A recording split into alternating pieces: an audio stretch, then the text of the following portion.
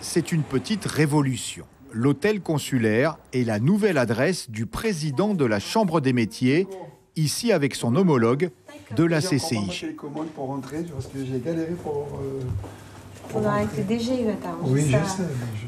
Il y a 10 jours, Roberto Osseux s'est installé dans son nouveau bureau, coup d'envoi du déménagement de son administration, place des Palmistes.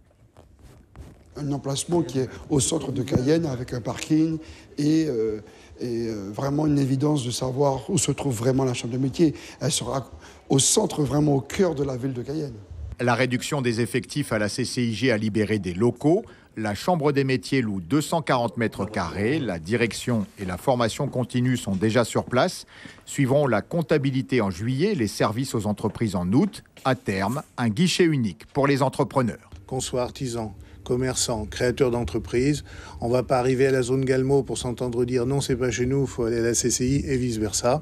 Ils viendront ici, il y a un accueil commun et la personne à l'accueil orientera facilement dans le bâtiment vers le bon service.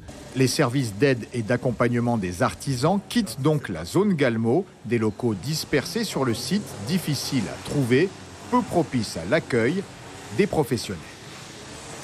C'était un petit peu le parcours de combattant pour l'artisan qui venait nous voir justement pour avoir des renseignements ou une aide. Voilà le parcours de combattant qui était quand même pas possible pour nos artisans.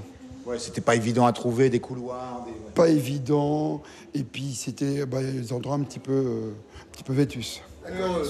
En libérant des locaux, le déménagement de l'administration de la Chambre des métiers permet au centre de formation de la CCIG de quitter le Larivot pour la zone Galmo. Ça nous permet de quitter nos locaux de l'ECF, dans lequel était l'EGC et le CFA.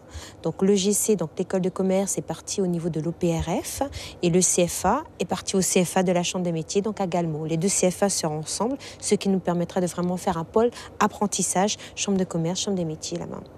L'espace consulaire de formation du Larivot coûtait 1 million d'euros par an à la Chambre de commerce, entre le loyer et les autres charges. Un coût que la CCIG dit ne plus pouvoir assumer.